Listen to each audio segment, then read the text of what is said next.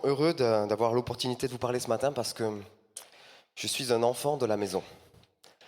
Hier, tu l'as rappelé, hier ou avant-hier, Rodrigue, tu as rappelé qu'il y a un proverbe africain qui dit qu'il faut tout un village pour élever un enfant. Et moi, ça me parle particulièrement parce que mon épouse, c'est le titre qu'elle a choisi pour le projet qu'on a écrit cette année pour le groupe d'enfants dont on a eu la charge. Et pour moi, il faut tout un village pour éduquer un enfant, mais il faut toute une église pour faire des fils et des filles de Dieu. Et je vois, et j'ai vu ce week-end, et j'ai pas pu dire bonjour à toutes les personnes qui pour moi sont des pères et des mères dans ce lieu. Voilà, je voulais juste commencer par vous remercier. Et si un jour vous avez été en responsabilité de moi, ou si vous avez passé du temps avec moi, sachez que vous avez plus impacté ma vie que vous le croyez. Alors ce qui est intéressant quand on vient à la fin sur un sujet qui a été abordé plusieurs fois, c'est que tout a été dit, ou presque tout a été dit. Alors je vais reprendre des passages qu'on a vus, mais j'apporterai ma petite particularité, puisque c'est ce que l'on m'a demandé. Je reprends Acte 2 au verset 44. Tous ceux qui croyaient étaient dans le même lieu, et ils avaient tout en commun. Ils vendaient leurs propriétés et leurs biens, et ils partageaient le produit entre tous, selon les besoins de chacun. Ils étaient chaque jour tous ensemble assidus au temple, ils rompaient le pain dans les maisons, et prenaient leur nourriture avec joie et simplicité de cœur, louant Dieu et trouvant grâce auprès de tout le peuple, et le Seigneur ajoutait chaque jour à l'Église ceux qui étaient sauvés. On a terminé ce temps de louange, d'adoration, de présence, dans la présence de Dieu, par cette joie. Et si toi, tu es en train de vivre quelque chose de particulier en ce moment, même là, avec Dieu, si Dieu est en train de te toucher, ne te force pas à écouter mon message. Vis ce que le Seigneur a prévu pour toi pendant ce moment. Ne retiens pas l'œuvre du Saint-Esprit dans ta vie. Ok ?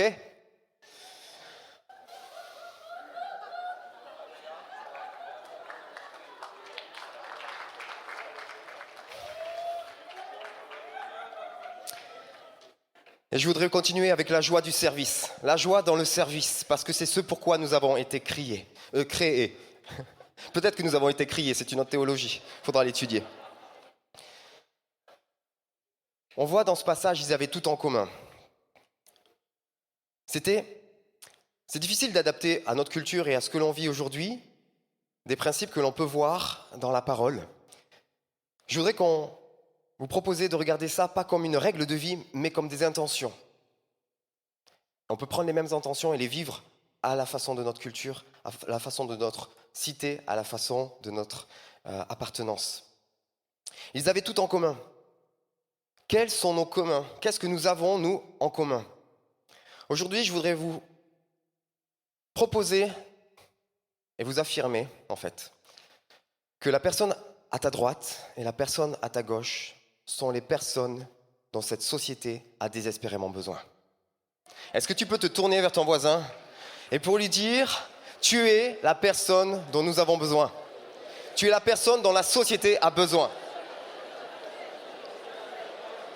Nicolas a failli nous dire qu'on était le problème, mais la solution est en nous. Quels sont nos communs ? Aujourd'hui, je vais vous montrer ce qui se passe un peu plus tard. Là, on voit quelle était la base, parce que ce tout en commun, c'est la base pour que nous puissions être des ressources en temps de crise.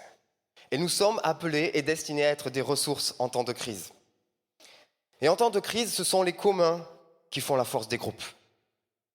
Pendant le confinement, il y a des agriculteurs qui se sont retrouvés avec des fruits et des légumes au bord du champ parce que le réseau s'était coupé. Il y a des magasins dans lesquels il manquait de l'alimentation. Résultat, 25% d'augmentation des fruits et légumes qui étaient sur le territoire. Ils n'étaient juste pas au bon endroit. Et pendant le confinement, les agriculteurs qui faisaient de la vente directe ont refusé les nouveaux clients. Ils avaient trop de demandes, c'était pas possible. Donc ils ont privilégié les gens avec qui ils avaient quelque chose en commun.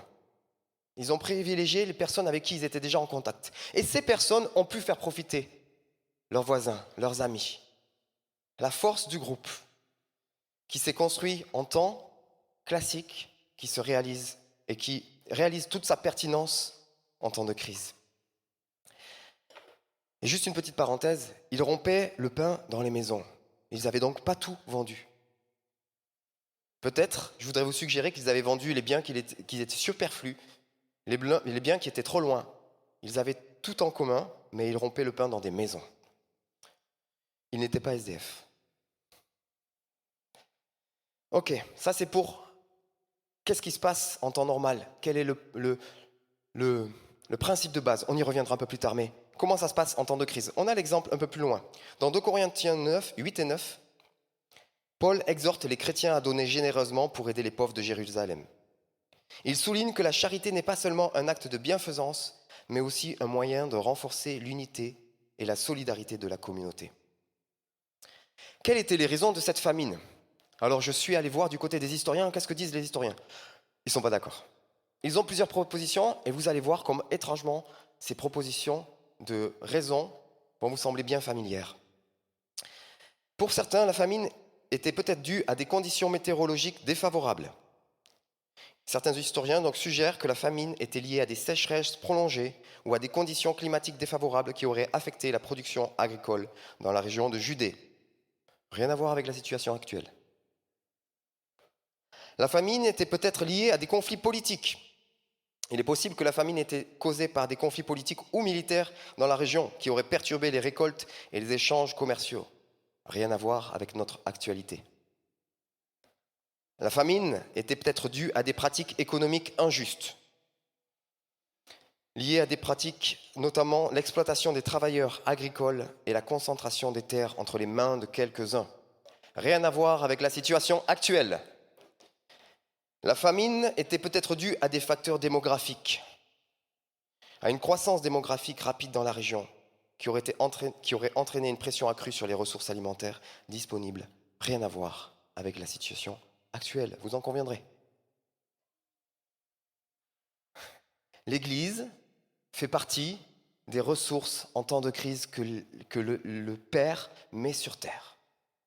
Heureusement pour nous, il n'attend pas.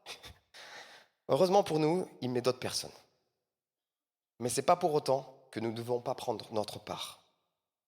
Et pourtant, il est aussi écrit, et c'est aussi Jésus qui dit en Matthieu 6, 31, « Ne vous inquiétez donc point, et ne dites pas que mangerons-nous, que boirons-nous, de quoi serons-nous vêtus? Car toutes ces choses, ce sont les païens qui les recherchent. Votre Père céleste sait de quoi vous avez besoin. Cherchez premièrement le royaume et la justice de Dieu, et toutes ces choses vous seront données par-dessus. Ne vous inquiétez donc pas du lendemain, car le lendemain aura soin de lui-même. À chaque jour suffit sa peine. » C'est pas l'un ou l'autre, c'est les deux. Nous devons œuvrer, nous mettre au service là où le Père nous attend, et en même temps, ne pas nous inquiéter. Préparer les crises, se préparer pour les crises, et pouvoir les accueillir parce que nous savons que nous sommes en lui. Que si nous sommes à la place qu'il nous a demandée, à la place qu'il nous a confiée, dans la fonction qu'il nous a confiée, nous sommes à la juste place et il prendra soin de nous. La question n'est pas est-ce que je suis en train de préparer la crise? La question est est-ce que je suis dans le plan que Dieu a prévu pour ma vie? Et lui, il s'occupera du reste. Parce qu'il a prévu des frères et des sœurs et des non-croyants et des gens que nous allons rencontrer. Et notamment des gens qui pourront être des ressources pour nous et nous pourrons leur apporter d'autres ressources qu'ils n'ont pas. Notamment cette connexion directe avec le ciel. Mais alors, cherchons ce royaume, mais où est-il ce royaume? Jésus lui a dit, on ne dira pas, il est ici ou il est là, car voici le royaume de Dieu est au milieu de vous. Le royaume de Dieu n'est pas restreint à nos assemblées locales. Sinon, Jésus l'aurait déclaré, le royaume de Dieu est dans mon église. Et non, il a dit, on ne dira pas, il est ici ou il est là. Et d'ailleurs, s'il avait voulu dire, le royaume de Dieu, c'est là où est mon église, il n'aurait pas utilisé le mot ecclésia. Il aurait utilisé le mot synagogue. Il nous aurait dit, le royaume est dans ma synagogue. Je ne sais pas si vous vous posez des questions, vous, mais moi, je m'en pose quelques-unes. Enfin, d'accord, je m'en pose beaucoup. Et je suis très très intéressé par les mots et leur réelle signification dans la culture dans laquelle ils ont été utilisés la première fois. Et je crois que Matthieu est mon ami sur ce coup-là. Parce qu'il semble vraiment attaché à utiliser le bon mot à la juste place. Parenthèse, pour ceux que ça intéresse, je suis certain, je n'ai pas étudié, mais je suis certain qu'il y a une merveille cachée dans l'évangile de Matthieu entre le royaume des cieux et le royaume de Dieu. C'est faux de dire que Matthieu n'a pas utilisé le royaume de Dieu. Il a utilisé les deux. Je ne fais pas partie de ceux, je sais qu'il y en a parmi nous, mais je ne fais pas partie de ceux qui disent que les termes sont interchangeables. Pour moi, s'il y a des termes différents, c'est qu'il y a une richesse à percevoir. Je le laisse pour les chercheurs. Je reviens à mon sujet. Matthieu a choisi, est le seul des évangélistes qui a utilisé le mot ecclésia. On retrouvera plus tard dans la parole ecclésia, dans les actes, dans les épîtres, mais c'est le seul qui a rapporté les paroles de Jésus avec ecclésia. Pourquoi Jésus a utilisé ce mot-là? Quelle est la différence entre une synagogue et une ecclésia?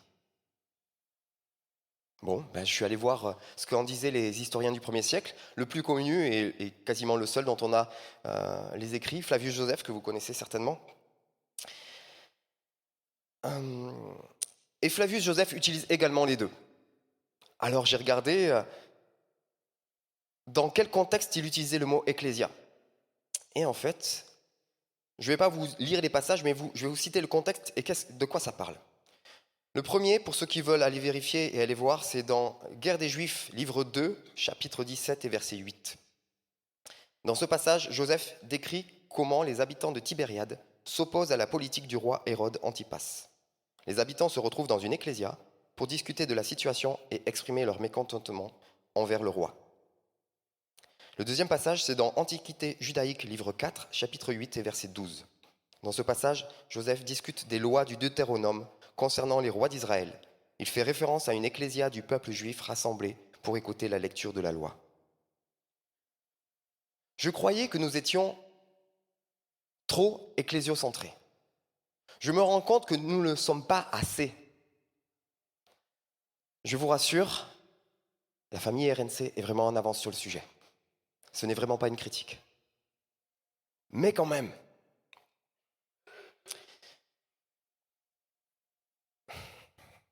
notre appel de service est tourné vers la société.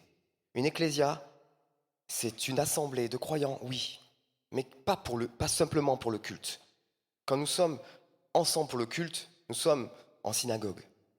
Quand nous sommes ensemble en ecclésia, nous sommes tournés vers la société.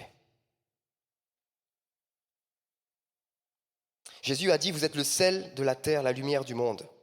Le royaume est là où nous sommes quand nous sommes unis avec lui, quand nous entrons dans les œuvres qu'il a prévues d'avance pour nous. Et vous n'êtes pas conscient de l'impact que vous pouvez avoir dans la vie des gens et dans la société. J'ai déjà commencé en parlant de l'impact que certains d'entre vous ont eu dans ma vie. Je voudrais vous parler d'il y a 15 ans. Il y a 15 ans, il y a un membre de cette famille qui était mécanicien. Et il a répondu à l'appel de Dieu et avec une équipe, il a mis en place une épicerie sociale pour le quartier de son assemblée. Et aujourd'hui, après avoir accompagné des dizaines d'épiceries sociales, la mise en place de plateformes de récupération de denrées alimentaires et de distribution, aujourd'hui, il lui arrive de recevoir des coups de fil de personnes de la préfecture qui souhaiteraient avoir son avis afin de gérer au mieux leur investissement dans le domaine social. Allô, nos budgets sont restreints, on ne peut pas se permettre de gaspiller de l'argent. On a reconnu en toi cette capacité de savoir où devaient aller les finances. Je traduis en bon évangélique, tu es un Joseph sur cette terre pour aujourd'hui, nous l'avons reconnu. Nous ne croyons pas encore à ton Dieu, mais nous avons reconnu que tu avais une sagesse que nous n'avions pas. Nous avons besoin pour ce territoire de ta sagesse. Il y a 15 ans, elle était infirmière. Mais aujourd'hui, des familles peuvent dormir dans un hôtel pensé pour elles, pour être au plus près des familles hospitalisées. Cet hôtel n'était pas prévu dans le plan initial d'aménagement du quartier. Mais cette infirmière était là dans les réunions envoyées par Dieu, choisies par les hommes, mais envoyées par Dieu, pour être cette voix qui allait porter la voix des familles, parce qu'elle était au contact de ces familles et elle savait quels étaient les besoins concrets des familles quand les enfants sont hospitalisés. Il y a 15 ans, il sortait tout juste du lycée. Mais aujourd'hui, une des grandes villes de France essaie de mettre en place le programme pour améliorer la production alimentaire locale qu'il leur a écrit. Le royaume de Dieu ne vient pas de manière à frapper les regards. On ne dira point, il est ici ou il est là, car voici le royaume de Dieu est au milieu de vous. Le royaume de Dieu est en vous. Pour ceux qui se disent, oui mais moi, dans 15 ans, je ne serai peut-être plus là. C'est possible. Je voudrais vous proposer qu'on se rende compte que nous ne sommes pas les personnes qui sont habilitées à savoir si nous avons œuvré correctement pour le royaume de Dieu. Parce que nous avons été façonnés par ce monde pour fonctionner en démarche de projet. Un projet, c'est quoi? C'est on se donne des objectifs, on se donne des moyens et à la fin, on évalue. Eh bien, ce n'est pas le royaume de Dieu. Nous pouvons fonctionner sur des petits projets dans ce sens-là, mais nous n'avons pas la vision globale. Est-ce que vous pensez que si Abraham, à la fin de sa vie, avait fait le bilan du projet que Dieu avait mis dans sa vie, imaginez l'état dans lequel il serait s'il avait appris la démarche de projet. Dieu l'en a gardé. Est-ce que vous croyez que Moïse, à la fin de sa vie, s'il avait connu la démarche de projet, serait parti le cœur léger? Échec total, ils ne sont pas encore en terre promise. Il ne sait même pas s'ils vont y arriver. Il ne sait même pas ce qui va se passer quand il ne sera plus là. Nous ne sommes pas les personnes qui sont en capacité de savoir. J'ai parlé de vous et de ceux qui, dans cette assemblée, ont été des pères et des mères pour moi. Mais si je me tiens devant vous aussi, c'est parce que j'ai une grand-mère qui, jour après jour, priait pour ses petits-enfants. Qui, jour après jour, priait pour que certains de ses petits-enfants continuent et perpétuent les générations de pasteurs et de référents, enfin de personnes engagées dans l'assemblée qu'il y avait avant. Et je suis au bénéfice de ces prières comme je suis au bénéfice des prières des personnes qui étaient avant. Et comme je suis au bénéfice des prières qui, dans l'église, ont prié pour moi. Cette petite mamie que je venais embrasser tous les dimanches. Ces petits papis que j'allais embêter tous les dimanches. Et qui, je le sais, priaient pour moi. Ils n'ont pas la chance de voir qui je suis aujourd'hui. Mon père n'a pas eu la chance de voir qui je suis aujourd'hui. Et pourtant, s'il n'avait pas été là pour moi, s'il n'avait pas prié pour moi, je ne serais pas là. Le bilan appartient à Jésus. Le bilan appartient au Père. Sois là où il t'a placé. Fais ce qu'il t'a demandé. Et c'est tout.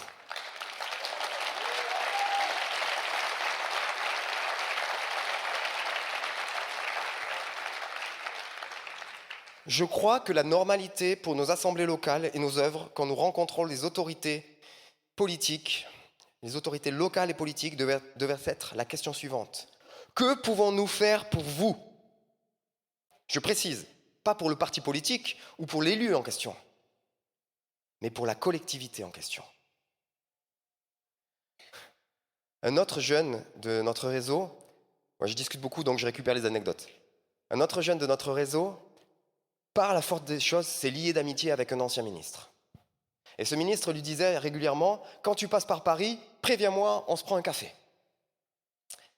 Et de passage à Paris, ce jeune homme contacte ce député, puisqu'il était redevenu député, et lui dit, je suis de passage à Paris tel jour, est-ce que le café tient toujours? Rendez-vous est pris, il passe une bonne demi-heure à discuter, et au bout d'un moment, le ministre le regarde et lui dit, bon, qu'est-ce que je peux faire pour toi? Et le jeune était décontenancé, parce qu'il n'était pas venu avec intérêt. Il a dit, ben rien. Le ministre était vexé. Mais à quoi je sers? Je suis ministre, je suis là pour faire des cadeaux à mes copains, je suis là pour servir ceux qui peuvent me servir. Non. Les jeunes qui sont des fils et des filles ne vont pas rencontrer les autorités pour être servis. Ils vont les rencontrer parfois juste pour les aimer, parfois juste pour passer du temps avec eux. Une fois la surprise passée, la vexation passée, le ministre a compris ce que ce jeune voulait, juste passer un temps, juste partager un verre, une amitié. Ils ont fini de profiter de l'heure qu'ils avaient à se consacrer.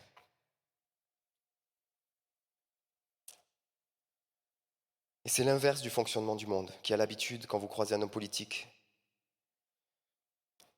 de vous dire qu'est-ce que je peux faire pour vous, Comme ça, le jour où j'aurai besoin de vous, vous serez là. Contrairement au fonctionnement du monde, nous ne servons pas la société pour acquérir du pouvoir ou pour obtenir quoi que ce soit, mais parce que cette société a besoin de rencontrer celui qui a tout pouvoir et qui vit en nous. Alors là, vous vous dites, oui, mais David, là, tu parles que de pionniers, tu parles que de leaders, tu parles que de gens pas comme moi. Bon, tu m'as encouragé sur la prière, mais c'est pas suffisant, quoi. Je me sens pas digne de tout ça. Et pourtant, il y a toutes sortes de dons, mais un même esprit. Toutes sortes de services, mais le même Seigneur. Toutes sortes d'activités, mais le même Dieu. Et c'est lui qui met tout cela en action chez tous. En chacun, je redis pour ceux qui ne l'ont pas entendu, en chacun, vous pouvez aller vérifier en grec, c'est pareil. En chacun, l'Esprit se manifeste d'une façon particulière, en vue du bien commun. Chacun de vous a reçu de Dieu un don particulier, qu'il le mette au service des autres comme un bon gérant de la grâce infiniment variée de Dieu. Notre premier ministère, à tous, n'est pas de réaliser notre ministère. Notre premier ministère, c'est de permettre aux autres de réaliser le leur. C'était pas prévu dans mon message, c'est pas grave. La première fois que Fabienne m'a proposé de rentrer dans la démarche pour être pasteur stagiaire, j'ai refusé. Non pas, la deuxième aussi d'ailleurs, non pas parce que je refusais de prendre des responsabilités dans notre assemblée locale, au contraire, j'étais vraiment demandeur et j'étais vraiment heureux de pouvoir servir et de pouvoir avoir ma place dans cette assemblée que je chéris de tout mon cœur. Mais parce que je savais que cette étiquette de pasteur était attachée à un ministère particulier, à un appel particulier qui n'est pas sur ma vie. Et je ne voulais pas créer des attentes illégitimes chez les gens par rapport à moi, et je ne voulais pas non plus me retrouver enfermé dans des rôles que je peux accessoirement remplir, mais qui ne sont pas qui je suis. Alors j'avais réfléchi parce que j'avais vu la chose arriver, mais qu'est-ce que je vais pouvoir lui dire? Qu'est-ce que j'accepterai? Je lui dis, mais si tu veux, appelez-moi diacre. Parce que le diacre est au service. Et c'est ça que je veux être. Et d'ailleurs, je voudrais vous dire ce matin, le diaconat est le seul des ministères qui, s'il n'a pas lieu, aucun des autres n'a lieu.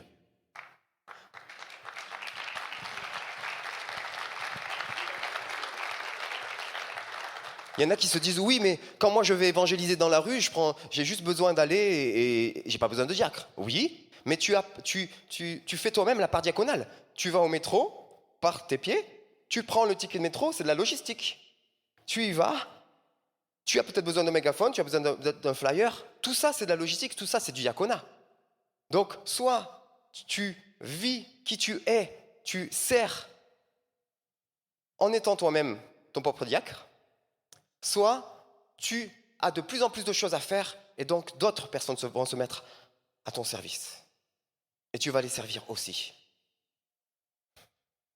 Ce que j'aime dans mon assemblée, c'est que je peux, si j'ai besoin de relations d'aide, eh bien, je peux aller voir des personnes qui sont formées et qui sont établies pour le faire et ils vont prendre soin de moi. Et puis le dimanche matin, moi, je vais les servir avec la louange. Et peut-être que parce que comme je suis en avance et que je vois qu'il me manque du papier toilette, je vais pouvoir servir tout le monde en mettant du papier toilette. En plus, il faut savoir que le système pour les papiers toilettes est compliqué. Bon.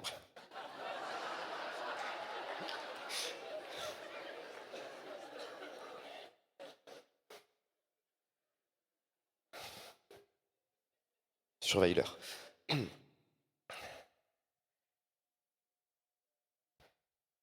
Je ne crois pas qu'il y a que quelques ministères dans nos assemblées. Je crois que le but de ceux qui sont établis dans le ministère, c'est de lever les autres. Et avec ça, je crois que, Jean-Marc, on est d'accord avec ça. Tu as le droit de m'intervenir. Aujourd'hui, d'habitude, quand je finis un message où je suis pas sûr de moi, je l'envoie à Jean-Marc pour vérifier si ma théologie elle est OK. Donc il m'envoie. Là, j'aurais peut-être pas dit ça, j'aurais dit ça comme ça. Aujourd'hui, tu as le droit de faire en vrai.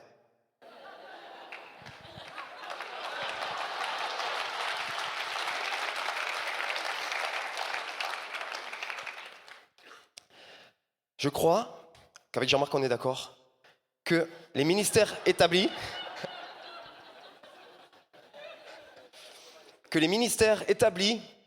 sont là pour nous permettre d'entrer dans le ministère aussi. Est-ce que vous croyez qu'il n'y a que dans l'assemblée qu'on a besoin d'avoir des pasteurs qui prennent soin, qui savent, qui sont formés à l'écoute? À la machine à café, il n'y a pas quelqu'un qui a besoin d'avoir une écoute attentive, quelqu'un qui sait, qui a appris à repérer les mécanismes et qui va pouvoir accompagner. N'applaudissez pas à chaque fois, on n'a pas fini. J'ai pas beaucoup de temps. Prenez. Est-ce que vous croyez que le discernement, c'est que pour l'assemblée? Est-ce que vous n'avez pas une parole prophétique à apporter là où vous êtes, dans la rue, n'importe où? Et on a besoin d'être empuissancé par le Saint-Esprit au travers des ministères prophétiques dans nos assemblées. Est-ce qu'évangéliser, c'est que dans la rue? Demandez à Sandra, vous allez vous faire rattraper. Grave. Est-ce que l'enseignement, c'est que l'étude de la parole de Dieu? Est-ce que l'enseignement est limité à la vie ecclésiale? Bon, j'oublie mon message. Tu me fais signe, c'est là? Ok, super. Vous savez que il y a dans la parole tout ce dont la société a besoin. On a parlé hier avec Arocha de la difficulté que l'on rencontre et de la crise climatique, des crises qui nous arrivent, des crises environnementales. Savez-vous que si on avait suivi les règles d'urbanisme qu'il a été donné aux Lévites pour la construction de leur ville, nous n'aurions, il y a 80% de nos problèmes actuels qui n'existeraient pas. Nous avons besoin de gens passionnés qui vont chercher qu'est-ce que la parole dit par rapport au sujet que Dieu leur a mis à cœur. Quel est le sujet qui te passionne parce que Dieu te l'a mis à cœur? C'est un sujet, tu te dis, oui, mais ça n'a rien à voir avec l'Église. Mais si, ça a tout à voir. Parce que l'Église est tournée vers la société. Et l'Église a des réponses à la société. Et donc, cette compétence, tout ce que tu as appris dans le cadre de ta profession, de ta passion, que tu dois mettre au service des autres, va chercher dans la parole. Ou va chercher des gens qui connaissent un peu plus la parole et demande-leur. Il n'y a pas des passages qui parlent de ça? Il n'y a pas des endroits que je pourrais fouiller pour que mon enseignement puisse être impacté par la vision du royaume de Dieu? Et que je puisse transmettre ce que Dieu m'a reçu, la passion que Dieu m'a transmise. Mais pas simplement avec le côté humain et la capacité humaine qu'il m'a donnée, mais aussi avec mon esprit et avec cette connexion directe avec lui, avec sa parole écrite et la parole vivante qu'il est. Je vous remercie et je laisse la parole à Fabienne.